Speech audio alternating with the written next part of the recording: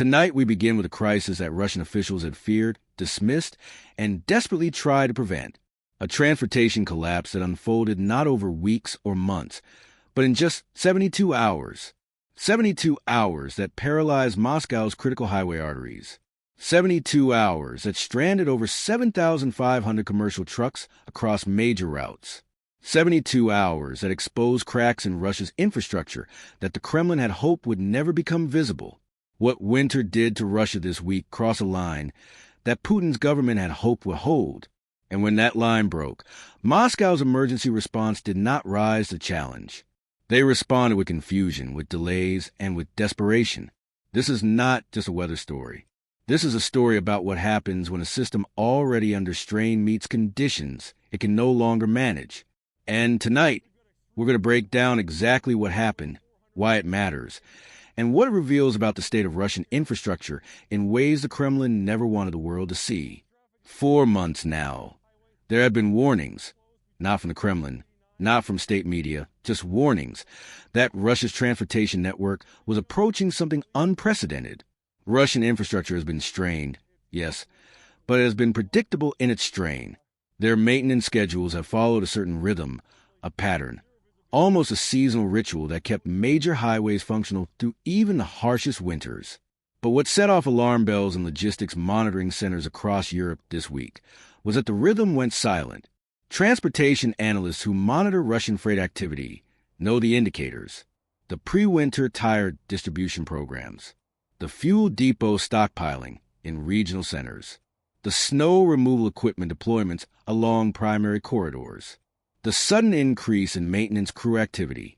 All of that went quiet in the weeks leading up to this crisis. And whenever Russian infrastructure preparation goes quiet, it means something is about to get loud. Western logistics firms operating in the region had already begun routing shipments around Russian highways, citing what they called uncertainty in winter readiness. That uncertainty proved prophetic, because what happened this week wasn't just a storm. It was an exposure. Early Tuesday morning, satellite monitoring services detected what they described as unprecedented traffic paralysis, including vehicle concentrations on the M11 highway between Moscow and St. Petersburg that had not been documented in over 15 years. These are the kinds of gridlocks that Russian logistics networks only experience when facing something very specific: systemic equipment failure, fuel distribution collapse, or complete coordination breakdown. Western observers didn't know which category this fell into, or whether it fell into all three at once. But what they did know was that Russia was losing control of its primary freight corridors. And when a nation of Russia's size loses freight corridor control without explanation, even by small margins, the entire region pays attention. The first reports came from truck drivers themselves, posting videos on social media showing miles of stationary vehicles, engines running to maintain heat, with no emergency services in sight. Within hours, those videos have been viewed millions of times. And the Kremlin's silence spoke louder than any statement could. Because when Moscow doesn't immediately control a narrative, it means they don't yet know how to spin what's happening.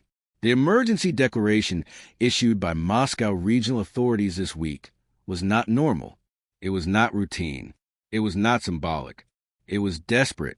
Official after official, following emergency meeting after emergency meeting, described the situation as uncontrollable, unprecedented, and, perhaps most importantly, spreading rapidly beyond initial containment zones. But emergency declarations only work if the response infrastructure functions. Russia's did not. In fact, their response this week was among the most visibly chaotic we've seen in post-Soviet transportation history. Here's what we know. Within 48 hours of the first major snowfall hitting the Moscow region, 7,500 trucks were reported immobilized across multiple highway systems. These weren't rural backroads or secondary routes. These were primary arterial highways, the M11, the M7, the M5, corridors that Russia only allows to fail when the entire system is failing. Emergency response teams that should have been prepositioned were instead scrambled from locations hours away. Snow removal equipment that should have been operational was reported stuck in maintenance facilities, and fuel supplies that should have been distributed to stranded drivers arrived, in some cases, more than 36 hours late. Tonight, Transportation Ministry sources confirmed that Russian authorities launched emergency response operations across 12 major highways, including the M11 corridor that had recently been designated priority route for what analysts believe was military logistic support. Authorities acted before Western media could fully document the scale of the crisis. They closed highway sections to new traffic. They diverted incoming freight to secondary roads that quickly became overwhelmed themselves. They mobilized military transport equipment that was almost certainly meant for other purposes entirely. In other words, Russia targeted the visible symptoms of the crisis, the surface problems that could be photographed and addressed for state media consumption. This is what made the situation so revealing. Russia's transportation collapse wasn't just about weather. It was about infrastructure that had been neglected, maintenance that had been deferred, and resources that had been redirected elsewhere. It represented a kind of systemic vulnerability that could cascade into broader economic disruption if left unchecked. And Russian authorities, understanding that only partially, responded with force, not strategically, not comprehensively, but reactively. They didn't address the fuel distribution failures that left drivers stranded for days. They didn't acknowledge the equipment shortages that delayed snow removal by critical hours. They cleared visible highway sections for cameras. They blamed weather conditions that, while severe, were not outside historical norms. And they hoped the world wasn't watching closely enough to notice the gaps. The world was watching. And here's where the story becomes even more significant. Western analysts now believe that this winter's transportation collapse was not an isolated weather event, but rather a stress test that Russia's infrastructure failed catastrophically. The Kremlin wanted to believe that systems would hold under pressure, that decades of Soviet-era highway construction would prove resilient, that resource diversions to military priorities wouldn't affect domestic logistics.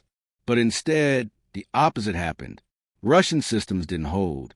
They failed in ways so public, so extensively documented by stranded drivers and independent observers, that even state media couldn't completely control the narrative.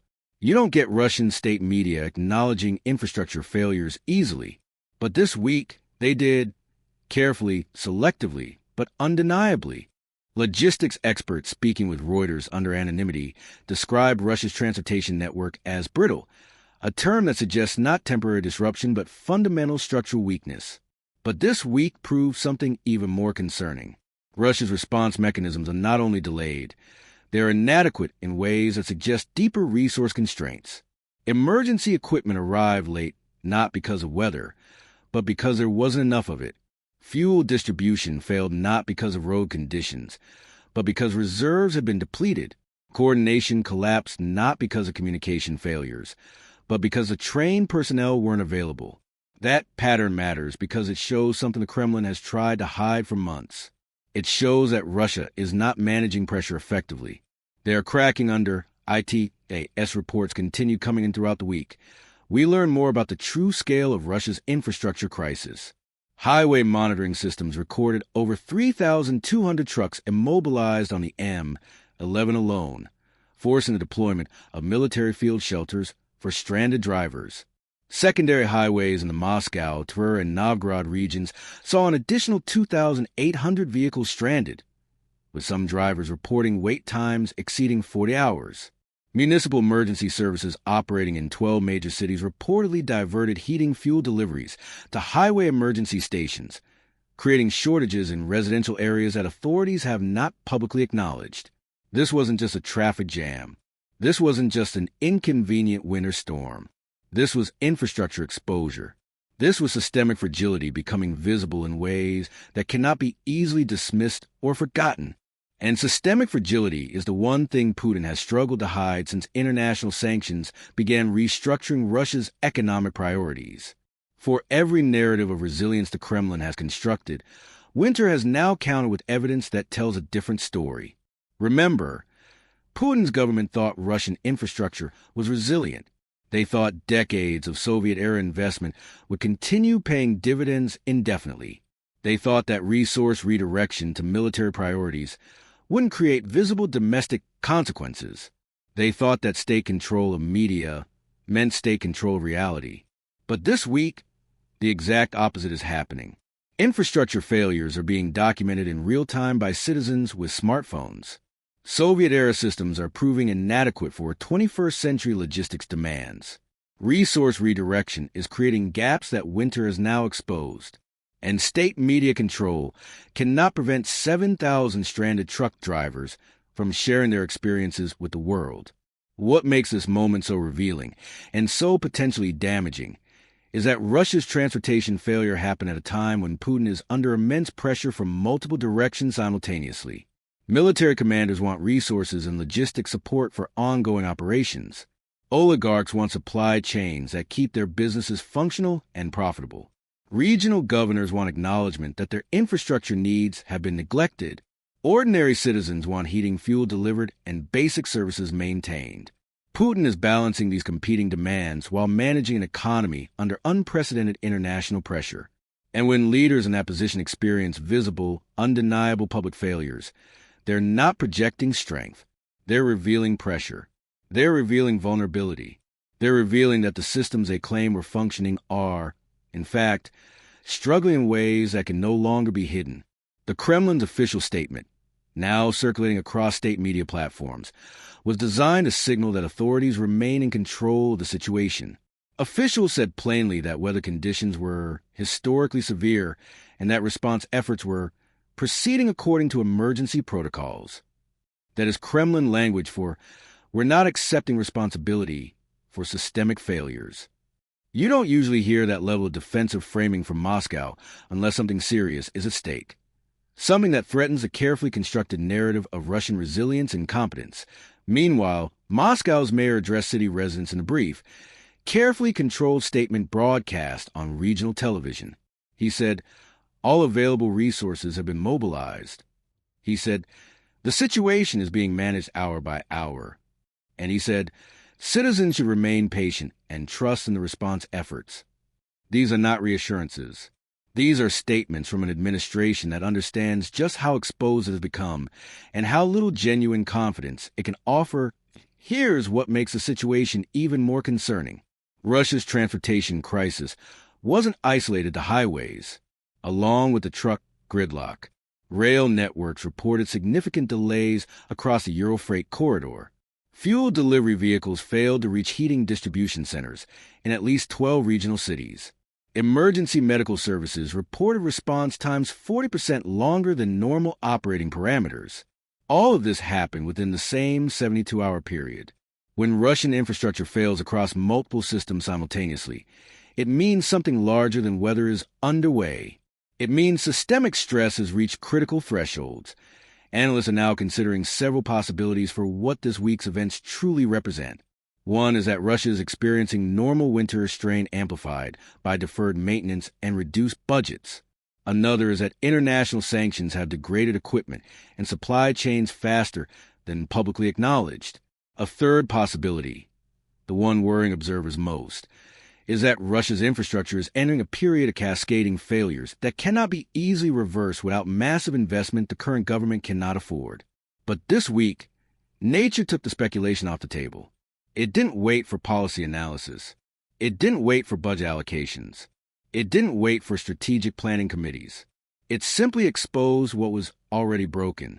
What we're watching now is a test of resilience. Russia wants to demonstrate that it can manage domestic challenges while projecting strength internationally. Western observers want to understand how deep the infrastructure cracks truly extend. Ukraine wants to know if logistics constraints will affect Russian military supply chains. And ordinary Russians want to know if their government can keep basic systems functioning through a typical winter. Tonight, we've heard from logistics analysts who are actively monitoring highway conditions across Western Russia. They say traffic is slowly resuming on primary routes, though significant backlog remains. They say military equipment has been deployed to clear secondary highways that civilian services couldn't reach. And they say Russia's decision to prioritize visible main highways over rural and secondary routes is likely part of an image management strategy intended to minimize ongoing documentation of the crisis. But the damage to Russia's reputation for infrastructure competence is not easily undone. In fact, this week's failure is now permanently archived. Their crisis, public, prolonged, and extensively documented, sent a message to domestic audiences that systems are more strained than state media has acknowledged. And it sent a message to the international community that Russia's infrastructure vulnerabilities are real, significant, and growing as the coming weeks unfold. We expect more details to emerge about what exactly caused this week's cascading failures and why response systems proved so inadequate. But what we do know is that winter's exposure was timely. It revealed maintenance gaps that had been hidden behind confident official statements. It demonstrated resource constraints that budget documents had obscured, and it provided a window into systemic vulnerability that the Kremlin had worked hard to keep closed. What happens next will depend on what Russia does in the coming weeks and months. If they address root causes with genuine investment and reform, this moment will be remembered as a warning that was heeded. If they continue reactive responses in narrative management, observers have already shown they are watching closely. They have shown they are ready to document. And tonight, for the first time in years, Russia's infrastructure appears to be showing its age in ways that cannot be easily concealed. The Kremlin is quiet. Too quiet. And when Moscow is quiet, it means they are calculating. It means they are choosing their next narrative carefully. Because this week, Russia learned something that winter teaches nations throughout history. Systems that are neglected will eventually fail. Failures that are visible cannot be easily denied. And the world is always watching. This story is far from over. But tonight, one thing is clear. Russia's infrastructure is under strain that official statements cannot address. Its logistics networks are more fragile than the Kremlin wants to admit, and its ability to project competence is being tested by conditions it should have been prepared to manage. And we will be here, watching every detail as the next phase of this unfolding crisis continues.